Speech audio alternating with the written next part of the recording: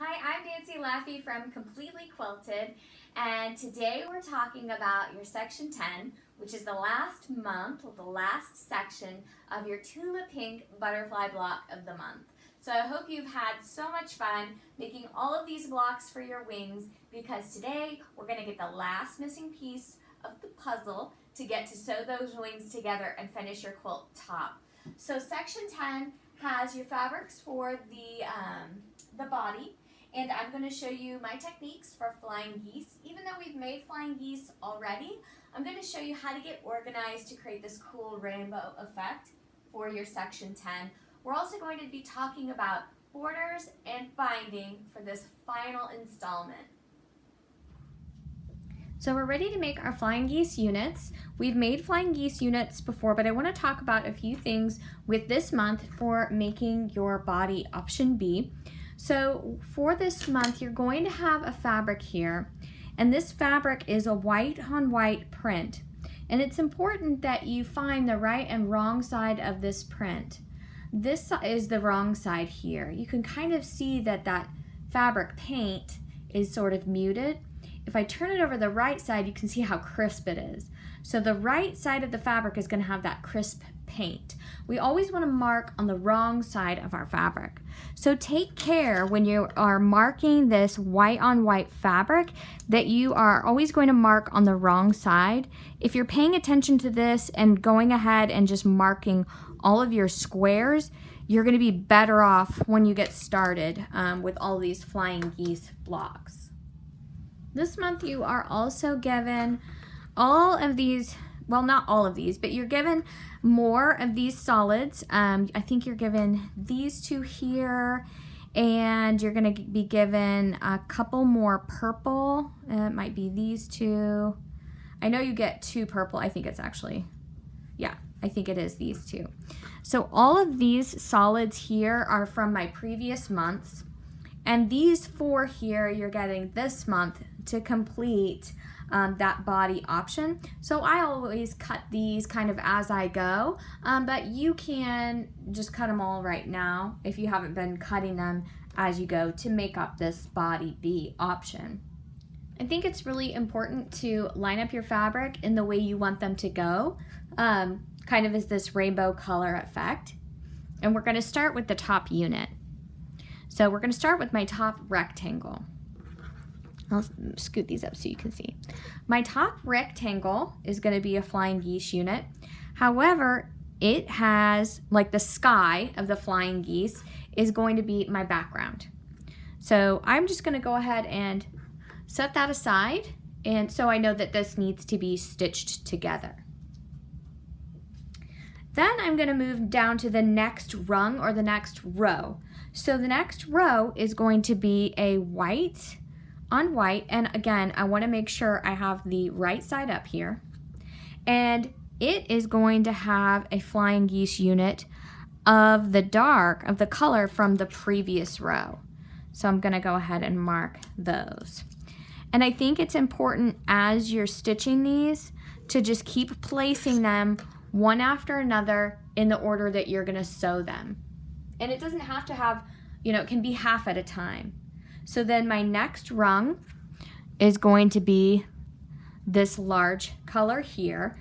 Instead of a background, it's going to have one of my white on white squares positioned on the corner. And I'm just going to continue to alternate this every other one. So my next rung is going to be a white background. So it's going to be every other one. You're going to have right side up, my background, and then I'm going to have that same color that I just marked. And you're just going to continue this pattern, and I stitch them all just like half, you just do half at a time.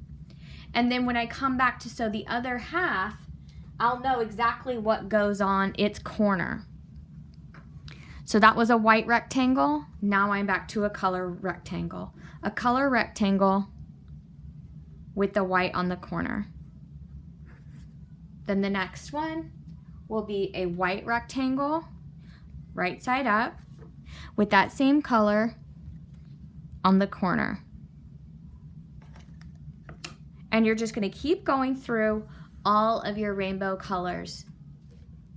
So I've done a lot of marking here, and I've laid everything out so you can see I've got dark rectangle with a background, white rectangle with the dark square on each corner. So it just alternates, but the last one here, my last rectangle is going to be a background. And it's going to be a background with the previous color, little square on the corner, and I'll mark that too. And so all of my flying geese blocks are now prepped and ready to sew. And you can see that pattern here. So I'll go ahead and sew these so you can see the next organizational step. So I've got all of my pieces with their first half sewn. So for example, I've got my first half sewn here. This is actually my very bottom piece on a background square, and I've trimmed that away. So that one is going to have, pretty easy this time, is going to have another square to create that flying geese block. And then of course the one in front of it is the one that has the geese with the white, and then this is a background geese with the color. So you're going to continue making these for our center body. After you have finished your flying geese units, you're going to sew them together into pairs. And you always make sure that your pairs are the big goose on the top, and then the flying geese unit that's below it has the white to create this almost a chevron type shape for that body. So these pairs get sewn first. I just love these rainbow colors. They look so pretty. And always make sure that your top has the sky at the top, and then the bottom has the sky at the bottom. So I went ahead and sewed my pairs together, and I sewed those pairs together to create my center. And I want you to just notice my points here. Not all of them are perfect, but if you really want those points to show when you're stitching, you're going to watch while you stitch, and you're going to be sewing, and you can see very clearly where that thread goes. If your threads that sew the seam are going to be on this side of your point, well, that's just going to cut it off.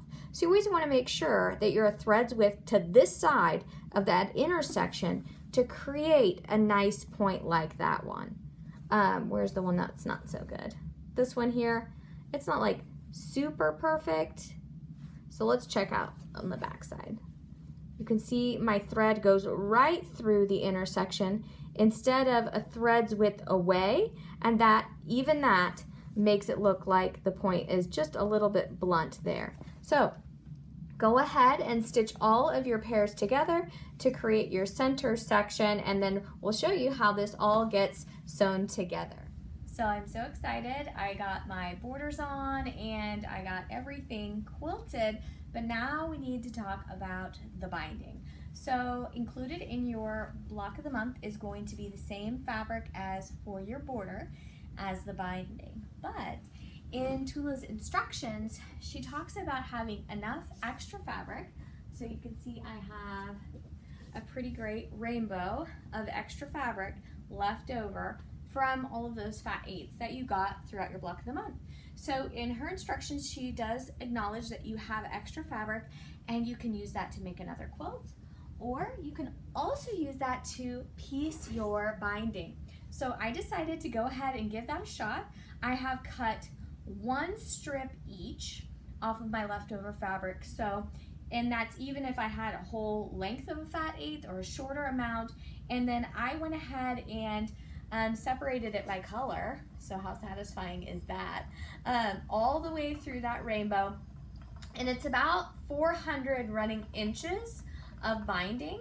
So I'm going to go ahead and put this on my quilt so you can see the finished product with my pieced binding. So my binding is on my quilt and it is hung and all ready to go. I hope you enjoy. I don't see, you can see that rainbow binding. Whatever you decide, I just put white on the back, just solid white. We also put a label on our quilts, so you should Always label your quilts. I love how mine turned out. We quilted this with the Linda's Curly Feather, so that is the name of this particular all over quilt design. You can see it's striking and beautiful, even if you choose an all over design or if you choose to have it custom quilted. So thank you so much for joining us on this butterfly journey. All of your caterpillar block of the months have now blossomed, hopefully, into a beautiful butterfly.